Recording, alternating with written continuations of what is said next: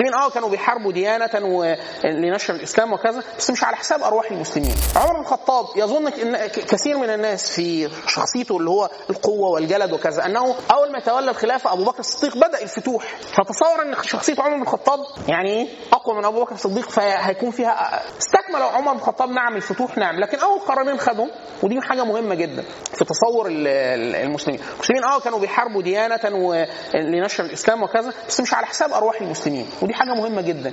الناس بتتصور أحيانا أن الجهاد إزهاق لأرواح المسلمين، ده مش صحيح. المسلمون لو خيروا في أي عصر في أي مصر بأن يكفوا دماء المسلمين على أن يغزوا وينتصروا وكذا، لا يكفوا دماء المسلمين يعني، إلا أن يكون جهاد انتصار لأعراض ومظالم وكذا، فده جهاد يعني ولا بد منه.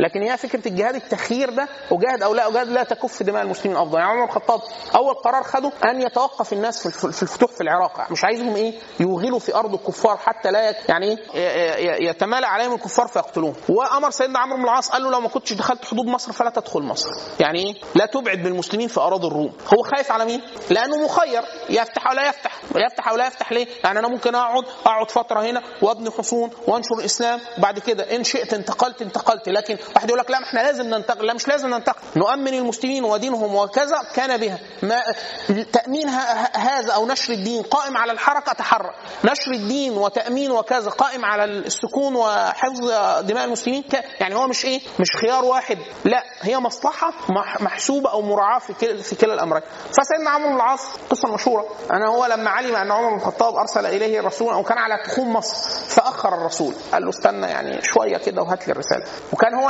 عمرو بن العاص كان من الفطنة والذكاء، هو استشعر أن عمر بن الخطاب ممكن يقول له ارجع. فلما أتاه الرسول كانوا دخلوا عريش مصر، فقال له والله أنت شايف احنا هنا في مصر فهو أرسل يطلب من عمر بن الخطاب مددا، قال له أنا الجيش قليل وكذا اللي معايا، فأرسل له معه 4000 فارس